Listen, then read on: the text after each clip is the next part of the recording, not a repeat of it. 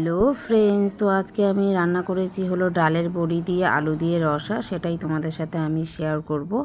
তো ফ্রেন্ডস, আমার চ্যানেলে আপনাদের সবাইকে স্বাগত। তো আপনারা কেমন আছেন? আশা করি সবাই খুব ভালো আছেন। তো আমি আজকে যে রেসিপিটা করেছি সেটা তোমাদের সাথে শেয়ার করব। তো কীভাবে আমি এই রেসিপিটা করলাম সেটাই তোমাদের সাথে শেয়ার করব। তো চলো দেখতে থাকি আমার কী কী উপকরণ লাগে এই রেসিপিটা করার জন্য, তো সেটা তোমাদের সাথে শেয়ার করছি। তো দেখো, আমি এখানে নিয়েছি হলো ছোলার ডাল আর মুসুর ডাল। আমি 1 ঘন্টা ভিজিয়ে রেখেছি। ভিজিয়ে রেখে আমি ডালগুলো খুব ভালো করে ধুয়ে নিয়েছি। তো এবার আমি পাটনায় বেটে নেব। তো দেখো, শিলনোড়া দিয়ে আমি পুরো ডালটাকেই বেটে নেব। আপনারা চাইলে মিক্সিতেও করে নিতে পারেন। তো এখানে আমি কিছু দিয়ে দিলাম রসুনের কোয়া, আর দিয়ে দেবো হলো কয়েকটা কাঁচা লঙ্কা। তো এই কাঁচা লঙ্কা আর রসুনগুলো দিয়ে আমি প্রথম ধাপেই বেটে নেব। তারপরেগুলো আমি এমনি বেটে একসাথে মিশিয়ে নেব। তো দেখো, আমি শিলনোড়ায় বেটে নিচ্ছি। তো আপনারা চাইলে মিক্সিতেও করে নিতে পারেন। তো দেখো, আমি এখানে রসুনের কোয়া আর কাঁচা লঙ্কা দিয়ে বেটে নিলাম এই কারণে, কারণ বড়ার পেস্টটা তাহলে সুন্দর হয়, একটা সুন্দর স্মেল তো চলে আসে। বড়াটা ভাজা হয়ে গেলে তো একটা দারুণ স্মেল চলে আসবে, খেতেও সুস্বাদু লাগে। তো দেখো, আমি সমস্তগুলো নিয়ে নিয়েছি, নামিয়ে নিয়েছি বেটে। তো আমি এখানে নিয়েছি হলো আদা, রসুনের কোয়া আর কাঁচা লঙ্কা বেটে, আর এখানে নিয়েছি ডুমো ডুমো করে আলু কেটে, আর এখানে নিয়েছি হলো পেঁয়াজটা গ্রেট করে নিয়েছি, আর এখানে টমেটোটাও ঘষে নিয়েছি ঘষণির সাহায্যে, আর এখানে কাঁচা লঙ্কা আর পেঁয়াজ কুচি কুচি করে কেটে নিয়েছি, আর একটু পরিমাণে বেসন নিয়ে নিয়েছি।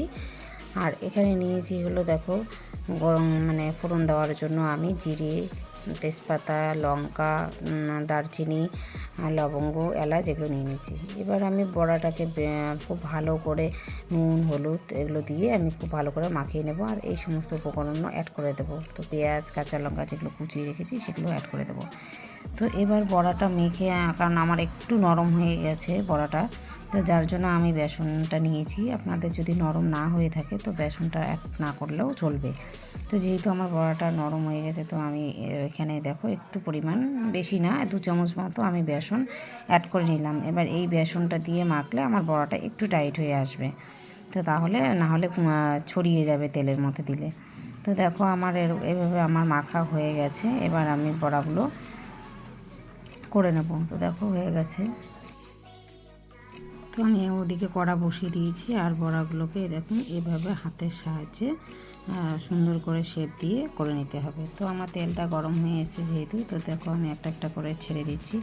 ঠিক এইভাবে আমাদের বড়াগুলোকে একটা একটা করে অল্প পরিমাণ তেল দিয়ে করে নিতে হবে। আর আপনারা চাইলে বেশি পরিমাণে তেলও দিতে পারেন, যে যেভাবে ভাজতে পারেন।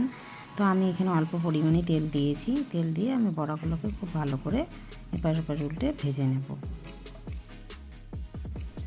তো দেখো, আমার সমস্ত বড়াগুলো দেওয়া হয়ে গেছে। এবার আমি কড়াইটাকে এভাবে ঠিক ঘুরিয়ে দেব, সমস্ত বড়ার নিচে যেন তেলগুলো চলে যায়, তাহলে উল্টানোর সময় আর লেগে যাবে না। তো এবার আমি একটা একটা করে উল্টে দেব, দেখি কীরকম নিচটা হয়েছে কি না। তো দেখো কত সুন্দর কালার চলে এসছে, আর নিচটা করে হয়েও গেছে আমার। তো এইভাবে আমি সবগুলোকে একটা একটা করে উল্টে দেব।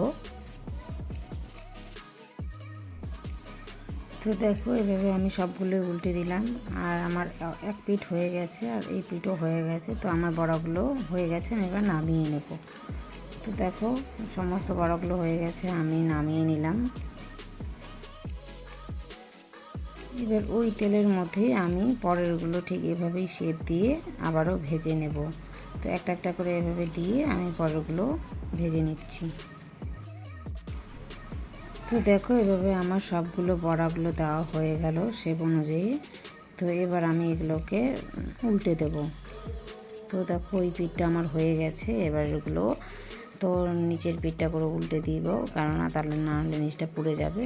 তো এইভাবে উল্টে পাল্টে সবগুলো দিয়ে আমি ভেজে নেব আবারও। তো দেখো, আমার সেকেন্ড ধাপের বড়াগুলো পুরো রেডি। এবার আমি নামিয়ে নিলাম এগুলো। তো আমার সমস্ত বড়াগুলো ভাজা হয়ে গেল।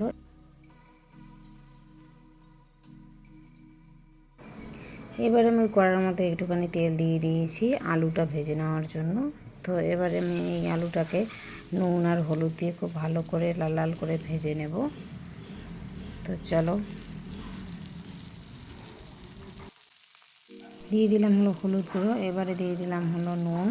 তো এবারে নুন হলুদটা দিয়ে আমি খুব ভালো করে খুন্তির সাহায্যে নেড়ে চেড়ে আলুটাকে লাল লাল করে ভেজে নেব। তো দেখো আমাদের ভাজা হয়ে গেছে। তো এবার আমি আলুটাকে নামিয়ে নিচ্ছি। তো এবার ওই কড়াইয়ের মধ্যেই আমি দিয়ে দেবো হলো সর্ষের তেল।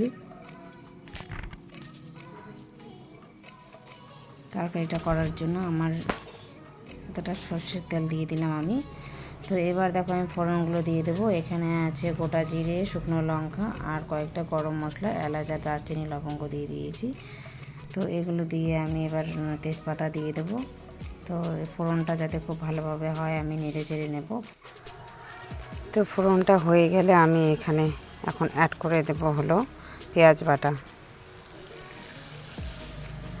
তো দেখো এই পেঁয়াজ বাটা আর এখন দিয়ে দেবো হলো আদা, রসুন কোয়া আর কাঁচা লঙ্কাটা আমি যে বেটে নিয়েছিলাম, তো সেই পেস্টটা দিয়ে দিলাম। আর একটু 1 চামচ মতো নুন দিয়ে দিলাম, হলুদ গুঁড়ো দিয়ে দেবো। এবার এগুলোকে আমি খুব ভালো করে নেড়ে চেড়ে নেব। খুব ভালো করে নাড়তে হবে যাতে মশলাটা নিচে লেগে না যায়। তো ভাজা ভাজা হওয়ার জন্য খুব ভালোভাবে নেড়ে নিচ্ছি আমি। এবার এখানে অ্যাড করে দিলাম জিরের গুঁড়োটা আর দিয়ে দেবো লঙ্কা গুঁড়ো। তো এই দুটো দিয়েও আমি খুব ভালো করে আবারও ভেজে নেব। তো মশলাটা ভাজা হওয়া অবধি, তেল ছেড়ে দেওয়া অবধি খুব ভালোভাবে নাড়তে হবে। তো আমার কিছুটা ভাজা হয়ে গেছে মশলাটা। তো আমি তখন অ্যাড করে দিলাম হলো টমেটো পিউরিটা, যেটা আমি গ্রেটারের সাহায্যে গ্রেট করে নিয়েছিলাম। তো দেখো মশলাটা যাতে পুড়ে না যায় তার জন্য আমি একটু খুব সামান্য পরিমাণ জল দিয়ে দিলাম। তো এই জলটা দিয়ে আবারও আমি খুব ভালোভাবে নেড়ে চেড়ে নেব। তো এবার যাতে তরকারিটাতে একটু কালার চলে আসে আর একটু স্বাদটা একটু ভালো লাগে খেতে, যার জন্য আমি একটু চিনি অ্যাড করে নিলাম। এটা অপশনাল, আপনারা দিতেও পারেন নাও দিতে পারেন। তো মশলাটা আমার ভাজা ভাজা হয়ে গেছে। তো এবার আমি এখানে আগে থেকে যে ভেজে রেখেছিলাম আলুগুলো, তো সেই আলুগুলো আমি এখানে দিয়ে দিলাম। এবার আলুগুলো দিয়ে আমি মশলাটাকে আবারও খুব ভালোভাবে ভেজে নেব। তো আলুগুলো এইভাবে ভাজতে ভাজতে যখন ভাজা হয়ে যাবে, তো তখন আমি দেখুন কিছুটা পরিমাণ জল দিয়ে দেবো। মানে আমার আলুটা সেদ্ধ হওয়ার জন্য যতটা জল লাগে আমি এখানে 1 গ্লাস মতো জল দিয়ে দিয়েছি।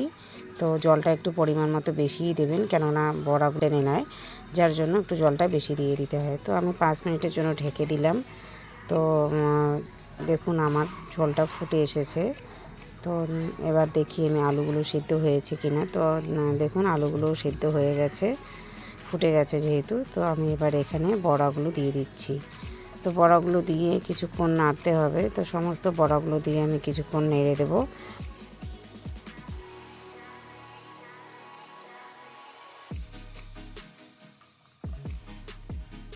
তো দেখো আমি সব বড়াগুলো দিয়ে দিয়েছি ঝোলের মধ্যে।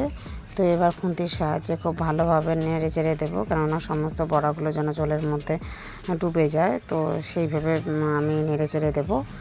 তো এভাবে 5 মিনিট মতো জাল দিয়ে নেব, তাহলেই আমার পুরো তরকারিটা রান্না রেডি হয়ে যাবে।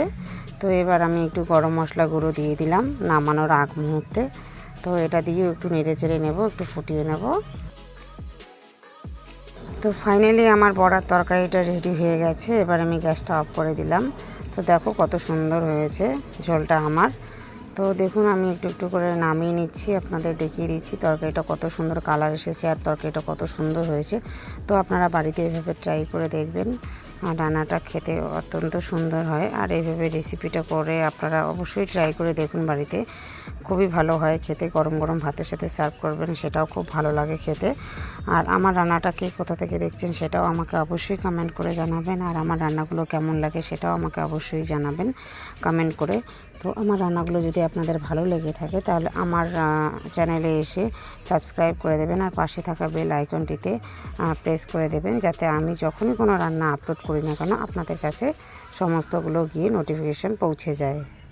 তো আজকে আমার রান্নাটা এইটুকুই। তো আগামী দিনে আবারও আমি নতুন নতুন রেসিপি নিয়ে তোমাদের সাথে হাজির হয়ে যাব। তো সেই জন্য আমার চ্যানেলটিতে এসে সাবস্ক্রাইব করে দেবেন, একটা লাইক করে দেবেন আর শেয়ার করে দেবেন অবশ্যই অবশ্যই, যাতে আপনাদের কাছে সমস্ত নোটিফিকেশনগুলো পৌঁছে যায় আর আপনারা রান্নাগুলো দেখতে পান। তো আজকের জন্য এইটুকুই। বাই বন্ধুরা, ভালো থাকবেন, সুস্থ থাকবেন।